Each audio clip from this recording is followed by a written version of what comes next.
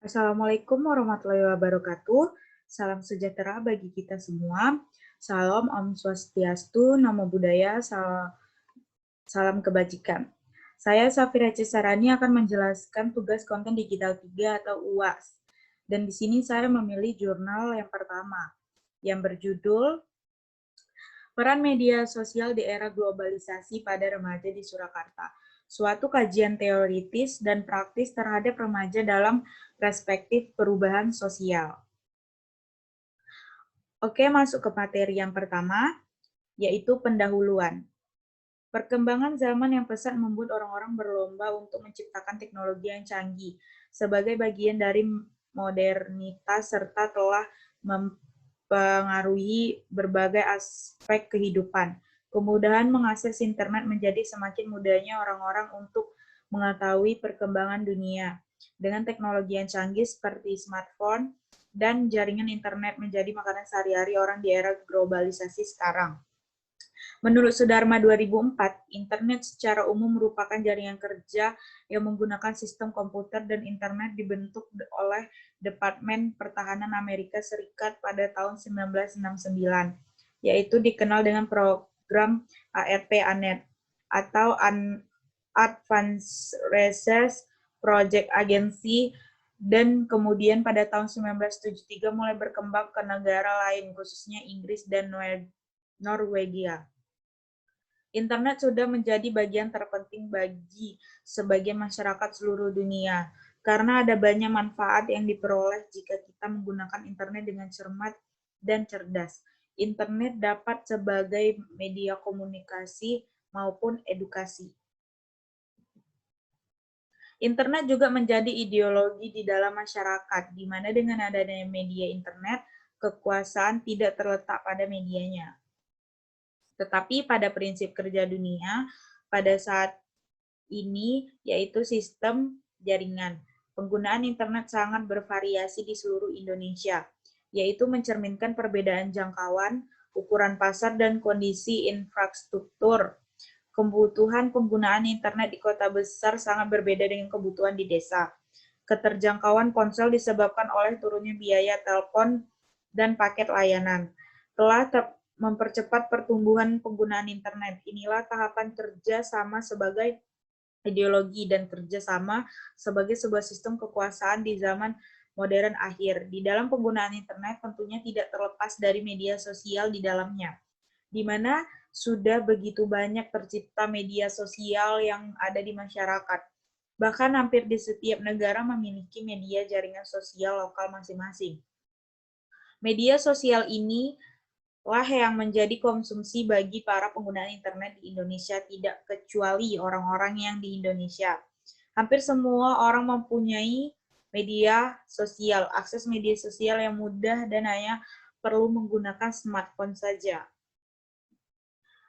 Oke, kita lanjut ke materi yang kedua, yaitu tujuan penelitian. Kita bisa mengetahui apa yang sedang terjadi di dunia dengan mengakses berita melalui media sosial. Bahkan media sosial ini tidak hanya digunakan oleh masyarakat biasa, melainkan juga seperti para pejabat negara dan para orang-orang kelas elit. Akibat dari adanya media sosial ini, secara langsung memunculkan perubahan di dalam masyarakat.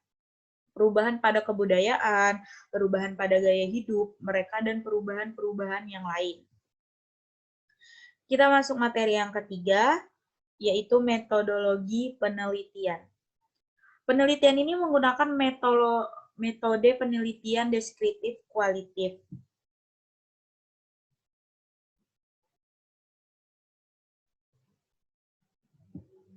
Menurut Nawawi, 1963, penelitian deskriptif sebagai prosedur pemecahan masalah diselidiki dengan menggambarkan atau melukiskan keadaan subjek atau objek penelitian atau seseorang, lembaga, masyarakat, dan lain-lain. Saat sekarang berdasarkan fakta dan tampak sebagaimana adanya, guna membuat kesimpulan-kesimpulan sebagai hasil analisis permasalahan penelitian. Penelitian ini dilakukan di kota Surakarta. Dengan sasaran penelitian adalah para remaja. Penelitian dilaksanakan kurang lebih pada bulan Oktober 2016 sampai dengan selesai. Terhitung sejak pemilihan judul dan pelaksanaan penelitian sampai pada penyusunan laporan penelitian sebagai hasil penelitian. Penelitian ini menggunakan sumber data berupa catatan lapangan, transkrip wawancara yang dicatat melalui catatan tertulis maupun melalui alat perekam. Jenis data dalam penelitian ini terdiri dari data kualitatif, terdiri dari transkrip, hasil wawancara, catatan lapangan, gambar, foto, rekam video, dan lain sebagainya. Di dalam melakukan penelitian ini, penulis mengumpulkan data dengan cara wawancara, observasi, dokumentasi, dan studi kepustakaan. Penelitian mengamati secara langsung bagaimana perubahan kebudayaan yang terjadi pada remaja di Surakarta. Di dalam menguji keabasan data, penulis menggunakan teknik triangulasi sumber, di mana teknik dengan menggunakan lebih dari satu orang sumber untuk mendapatkan data yang lebih valid dan dianalisa dengan baik. Teknik analisis data melalui tahap pengumpulan data, tahap reduksi data, tahap sajian data, dan tahap penarikan kesimpulan dan verifikasi. Kita lanjut ke materi keempat, yaitu analisa dan pembahasan. Dalam pembahasan kali ini akan diuraikan beberapa perubahan yang mencakup aspek budaya di dalam masyarakat, khususnya pada remaja. Mengambil dari pendapat Gilin dan Gilin Sukanto 2009-263, perubahan sosial adalah sebagai suatu variasi dari cara-cara hidup yang telah diterima, baik karena perubahan-perubahan kondisi geografis, kebudayaan, material, komposisi, penduduk, ideologi, maupun karena adanya difusi ataupun penemuan-penemuan baru di masyarakat. Dari pernyataan di atas, disimpulkan bahwa perubahan sosial terjadi karena adanya penemuan-penemuan baru atau juga modifikasi-modifikasi di dalam masyarakat. Yang dimana salah satunya merupakan modifikasi dalam teknologi yang semakin berkembang, sehingga menciptakan adanya media sosial di kehidupan masyarakat, khususnya para remaja. Perubahan yang terjadi pada para pelajar ini mencakup gaya berkomunikasi atau interaksi, bahasa, gaya berpakaian, dan lainnya, di mana ini masuk ke dalam pengaruh besar dalam keseharian para remaja tersebut. 1. Gaya komunikasi.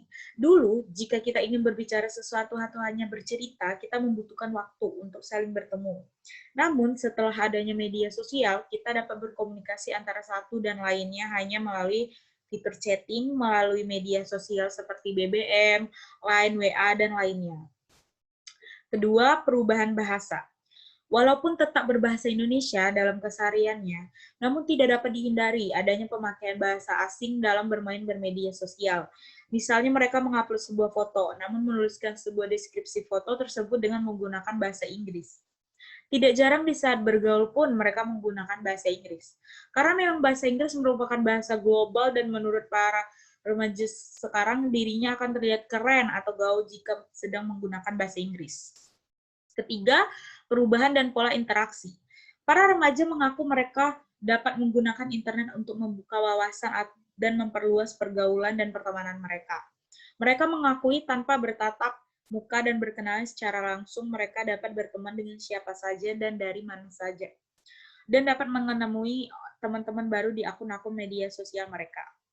Namun perlu diwaspadai, karena di zaman sekarang ini begitu banyak terjadi kejahatan di dunia maya. Sudah banyak yang menjadi korban pembunuhan, penculikan, dan kejahatan lainnya akibat mengenal orang lain melalui sosial media. Tentunya hal ini menjadi perhatian kita semua agar lebih waspada untuk jangan mudah percaya kepada orang yang baru kita kenal di media sosial. 4. Perubahan penampilan atau fashion.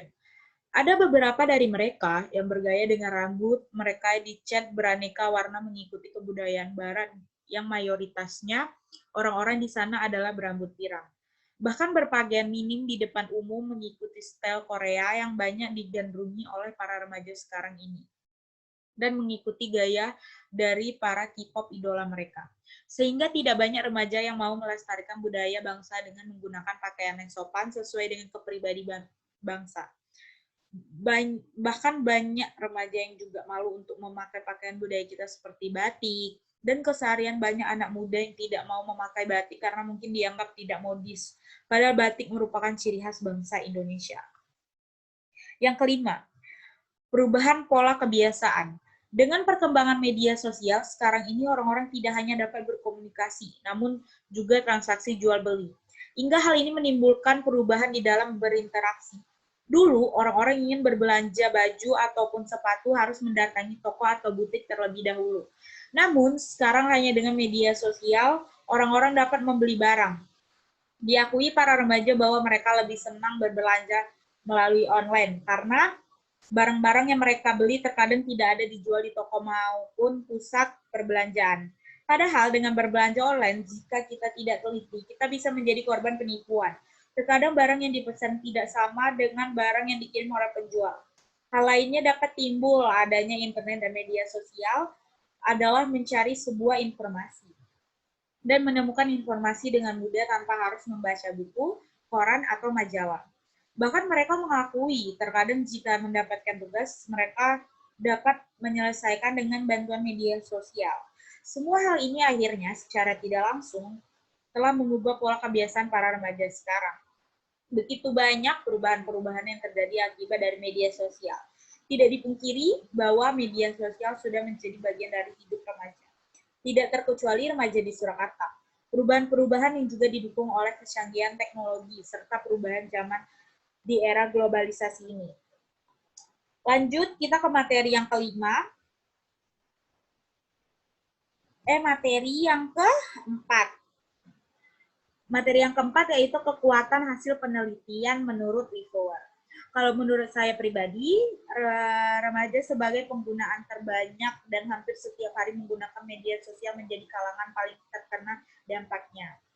Menggunakan media sosial dalam keadaan kehidupan sehari-hari menjadi sebuah kelaziman yang dapat mengubah berbagai aspek kehidupan remaja secara signifikan. Hal ini disebabkan karena generasi milenial lahir dan tumbuh seiring dengan berkembangnya media dan teknologi digital. Sehingga anak-anak yang lahir pada generasi tersebut sangat familiar dengan penggunaan teknologi digital secara khususnya media sosial. Media sosial sebenarnya mempunyai banyak manfaat, mulai dari sekedar media entertainment, membentuk organisasi maupun komunitas, hingga ajang pencari pekerjaan. Berkembangnya media sosial juga memberikan kemudahan dalam melakukan berbagai hal, seperti media membangun bisnis, mencari pekerjaan, dan juga informasi kegiatan-kegiatan volunteer. Kita masuk materi yang terakhir, yaitu kelemahan hasil penelitian menurut reviewer.